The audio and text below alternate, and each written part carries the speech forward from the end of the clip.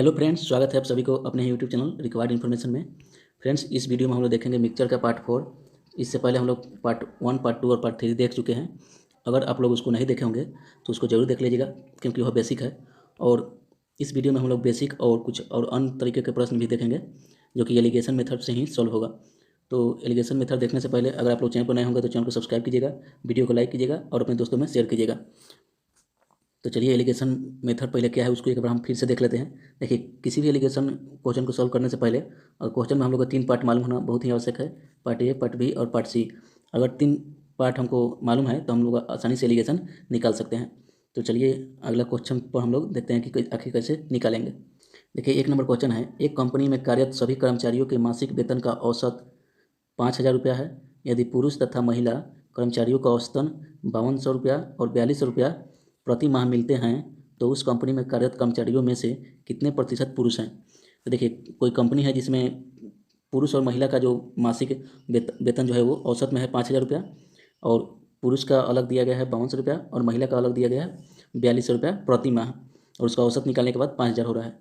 तो देखिए, औसत मतलब पहले तो हम लोग लिखेंगे यहाँ के पार्ट ए, पार्ट बी और पार्ट सी।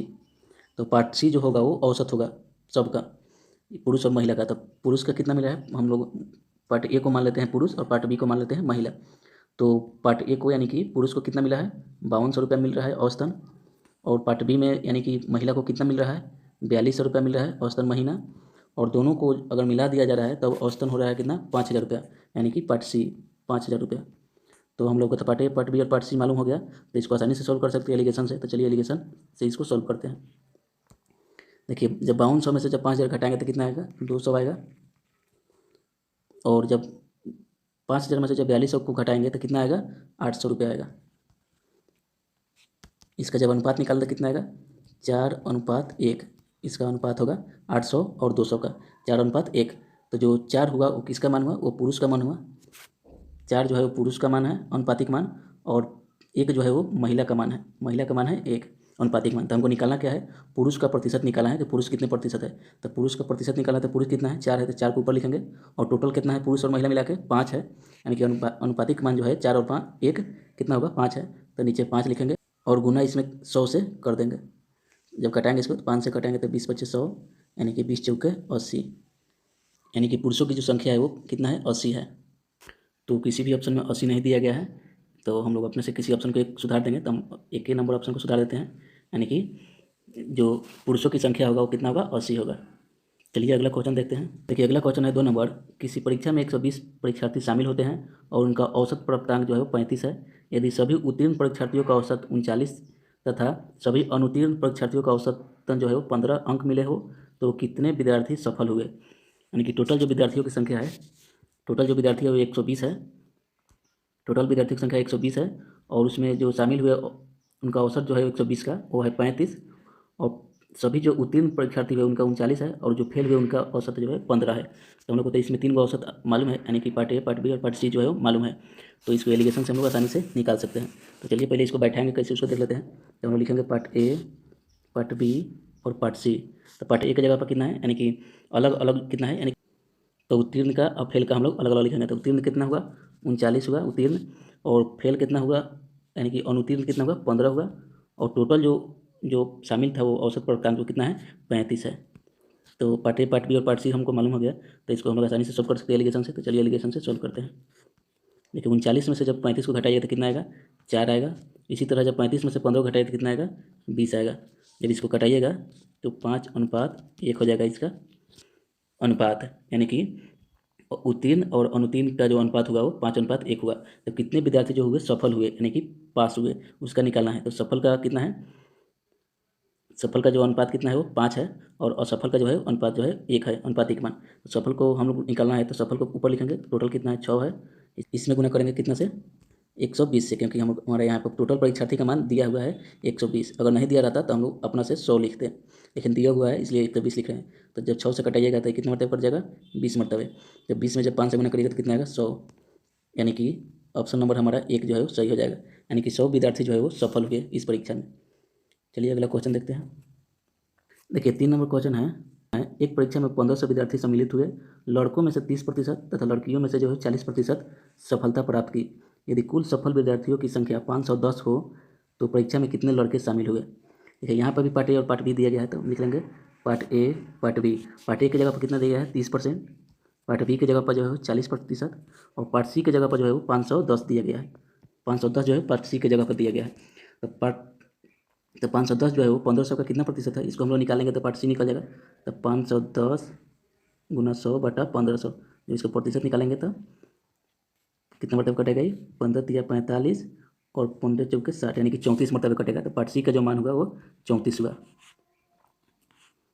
तो चलिए इसको हम एलिगेशन से इसको सॉल्व कर लेते हैं। तो एलिगेशन में जब 34 में से जब 30 घटाएंगे तो 4 आएगा और 40 में से जब 34 घटाएंगे तो 6 आएगा। जब इसका अनुपातिक मान निकालेंगे तो 3:2 हो जाएगा अनुपातिक मान।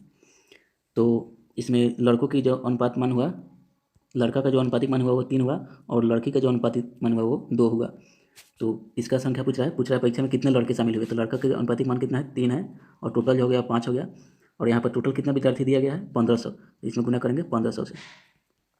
अगर वही नहीं दिया रहता टोटल विद्यार्थी तो अपना से 100 से गुना करते। तो 5 से कटाएंगे ये 3 से मतलब कट जाएगा। जब 300 में 3 से गुना करेंगे तो कितना आएगा 900। अर्थात परीक्षा में जो लड़के जो शामिल हुए उनकी संख्या जो थी वो 900 थी। ऑप्शन नंबर 20 का सही हो जाएगा। देखिए 4 नंबर क्वेश्चन है। एक गांव में 1995 में 2000 व्यक्ति रहते थे और 1996 में पुरुषों की संख्या में 10% की वृद्धि हुई जबकि स्त्रियों की संख्या में 6% की गिरावट आई। यदि कुल जनसंख्या अपरिवर्तित रही तो 1995 में पुरुषों की जनसंख्या क्या थी। देखिए यहाँ पर भी पार्ट ए और पार्ट बी दिया गया है। तब सबसे पहले हम लिखेंगे part A part B. Part A की जगह पर कितना है 10 है, पार्ट बी की जगह पर 6 है और पार्ट सी की जगह पर यहाँ पर दे दिया गया है कि उनमें कुल जनसंख्या में अपरिवर्तित है। अपरिवर्तित मतलब 0, यानी कि नहीं बदला। तो यहाँ पर 0 लिख देंगे और इस पर एलिगेशन लगाएंगे, हमारा आंसर चलेगा। तो चलिए इसका आंसर निकालते हैं। जब 10 में से 0 घटाएंगे तो कितना आएगा 10 आएगा। 10 जब 6 में से जब 0 घटाएंगे तो कितना आएगा 6 आएगा। जब इसको घटाएंगे तो 3:5 हो जाएगा। 3:5 हो जाएगा।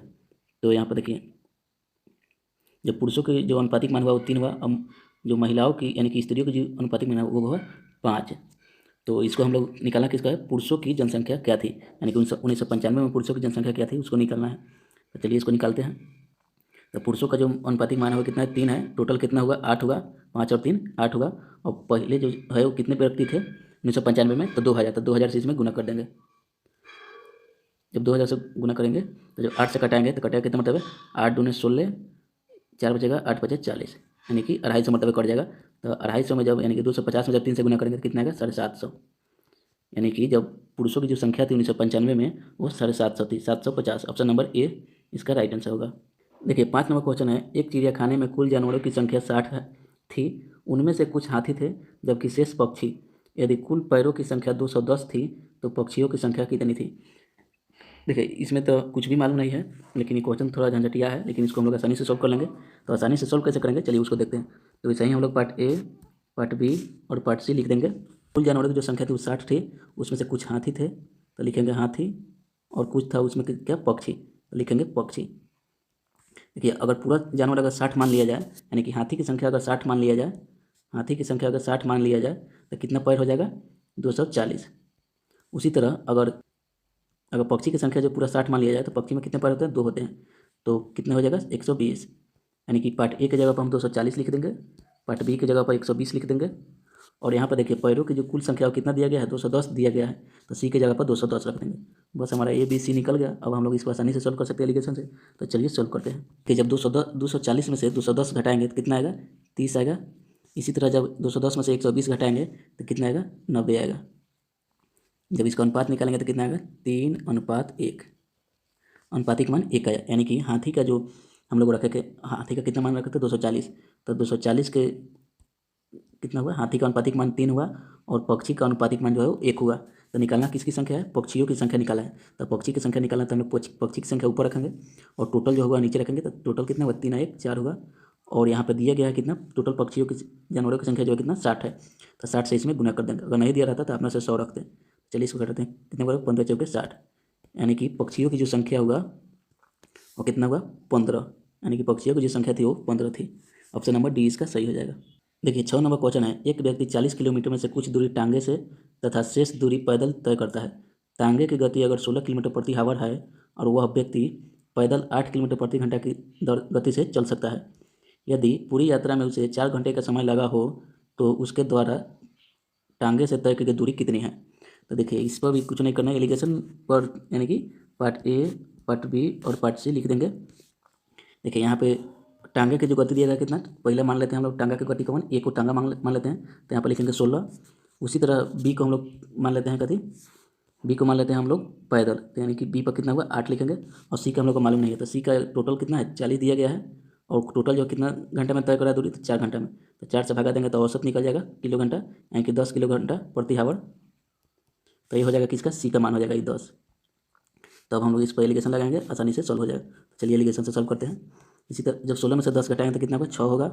उसी तरह जब 10 में से 8 घटाएंगे तो कितना होगा 2 होगा। इसका अनुपात निकालेंगे तो 1:3 आएगा। 1:3 जो आया वो क्या आया, उस समय का अनुपातिक मान आया, यानी कि टांगे द्वारा जो है वो 1 घंटे का समय लगा, और जो या पैदल जो लगा यानी कि पैदल जो चला वो 3 घंटे का समय लगा। तो हमको निकालना क्या है, टांगे द्वारा तय की दूरी। तो इसका समय क्या है 1 घंटा है टांगे द्वारा प्रति घंटा, तो टांगे का जो चाल कितना है वह 16 किलोमीटर प्रति घंटा है। तो 16 किलोमीटर प्रति घंटा के हिसाब से वो 1 ही घंटा चलता है, तो कितना चला 16 गुना 1 यानी कि 16 किलोमीटर उसका दूरी होगा, यानी कि टांगे द्वारा तय की गई दूरी जो होगा वो 16 किलोमीटर होगा। ऑप्शन नंबर सी इसका सही हो जाएगा।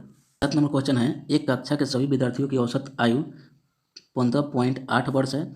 यदि कक्षा के सभी छात्रों की औसत आयु 16.4 वर्ष है तथा सभी छात्राओं की औसत आयु 15.4 वर्ष हो तो कक्षा में छात्रों तथा छात्राओं की संख्या में अनुपात कितना है। तो देखिए इसमें भी हम लोग को 3 पार्ट मालूम है, तो ज़्यादा झंझट नहीं है, इसको हम लोग एलिगेशन से बैठा सकते हैं। तो लिखेंगे ए, बी और सी। तो एक की जगह पर कितना लिखेंगे, छात्रों का मान लिखेंगे, तो छात्रों का जो औसत आयु है वो कितना है, छात्रों का औसत आयु जो है 16.4 है, तो लिखेंगे 16.4। उसी तरह छात्राओं का जो औसत आयु है वो कितना है 15.4, तो लिखेंगे 15.4। और टोटल जो है औसत आयु कितना दिया गया विद्यार्थियों का 15.8, तो लिखेंगे 15.8। इसको एलिगेशन पर हम लोग आसानी से सॉल्व कर लेंगे। तो चलिए सॉल्व करते हैं। 16.4 में से जब 15.8 को घटाएंगे तो आएगा 0.6। उसी तरह 15.8 में से जब 15.4 घटाएंगे तो आएगा 0.4। जब इसको घटाएंगे तो आएगा 2:3, यानी कि इसका जो अनुपातिक मान है वो 2:3 आ गया। तो इसमें पूछ रहा है कि छात्र तथा छात्राओं की संख्या में अनुपात क्या है, तो अनुपात कितना आ गया 2:3, यानी कि छात्र और छात्राओं के जो संख्या में जो अनुपात है वो 2:3 है। ऑप्शन नंबर बी इसका राइट होगा। देखिए 8 नंबर क्वेश्चन है, विनायक को प्रत्येक सही निशान लगाने पर 25 पैसे मिलते हैं, जबकि प्रत्येक गलत निशान लगाने पर उसे जुर्माने के तौर पर 10 पैसे चुकाने पड़ते हैं।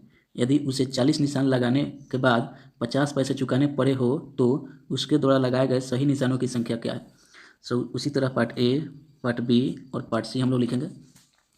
ये कोई विनायक है जिसको 25 पैसे मिल रहे हैं कब, जब वो सही निशान लगा रहा है तब, और वो गलत निशान लगा रहा है तो 10 पैसे उसको देना पड़ रहा है, यानी कि उसको चुकाना पड़ रहा है जुर्माने के तौर पर।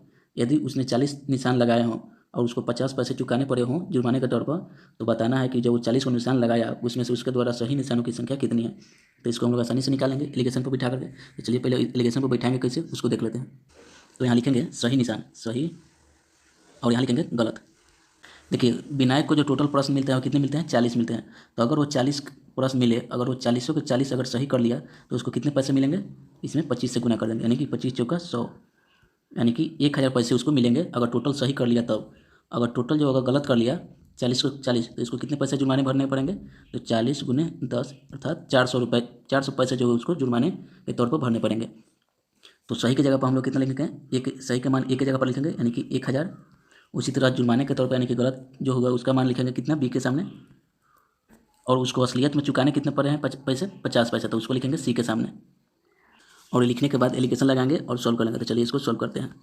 यहाँ पर एक बात ध्यान रखना है, प्लस माइनस का ख्याल यहाँ पर रखना है। तो उसका ख्याल कैसे रखेंगे उसको चलिए देखते हैं। देखिए 1000 जो ये पैसा मिल रहा है कितना मिल रहा है, मतलब इसको मिल रहा है सही पर, और जो ये 400 जो है वो कितना ये घट रहा है गलती पर, तो घट रहा है तो इसमें माइनस लगाएंगे। उसी तरह जो यहाँ 50 पैसा है जो इसको कितना चुकाना पड़ा है, यानी कि इसका घटा है, तो इस पर भी माइनस का चिन्ह लगाएंगे।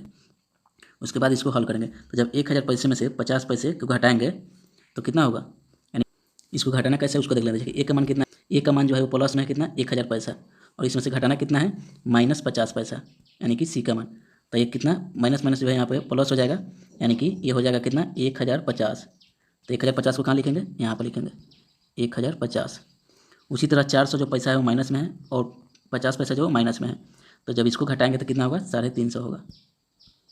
देखिए -400 और यहाँ पर और माइनस कितना 50। तो जो माइनस माइनस जो होगा ये प्लस हो जाएगा, यानी कि -400 और यहाँ पे +50 कितना हो जाएगा 350। तो यहाँ पर हम लोग को अनुपात में जो है वो माइनस को हटा देना है, यानी कि अनुपातिक मान में हमको माइनस को हटा देना है। जब इसको अनुपातिक मान निकालेंगे घटाएंगे तो कितना आएगा 1:3 आएगा, यानी कि जब 350 से जब 1050 में जब भागा देंगे तो 3 मरतबे कट जाएगा, तो कितना आएगा 1:3 हो जाएगा इसका अनुपातिक मान, यानी कि सही का निशान और गलत का निशान का अनुपातिक मान हो जाएगा। तो चलिए हमको निकालना क्या है, सही निशानों की संख्या निकालना है, तो चलिए उसको निकालते हैं। तो उसको निकालेंगे कैसे, देखिए सही का अनुपातिक मान जो है कितना ए है, तो ए के सामने कितना हुआ 1 है, यानी कि सही का अनुपातिक मान 1 है और गलत का अनुपातिक मान 3 है, और टोटल जो है कितना है 4 है। तो हमको निकालना क्या है, सही निशानों के अनुपातिक मान यानी कि संख्या निकालना है। तो सही का मान निकालना है तो सही को ऊपर लिख देंगे, यानी 1, टोटल जो है 4 है तो 4 को नीचे लिखेंगे, टोटल निशान जो लगाया जा रहा है उससे गुना करेंगे। तो टोटल निशान जो कितना लगाया जा रहा है 40 लगाया जा रहा है, तो 40 इसमें गुना करेंगे, जब भागा देंगे तो 1 मरतबे 10 मरतबे कट जाएगा, यानी कि विनायक द्वारा टोटल जो सही निशान लगाया गया वो लगाया गया 10, यानी कि ऑप्शन नंबर 1 सही हो जाएगा। तो इस वीडियो में इतना ही। अगर वीडियो अच्छा लगा हो तो वीडियो को लाइक कीजिएगा, चैनल को सब्सक्राइब कीजिएगा और अपने दोस्तों में जरूर शेयर कीजिएगा।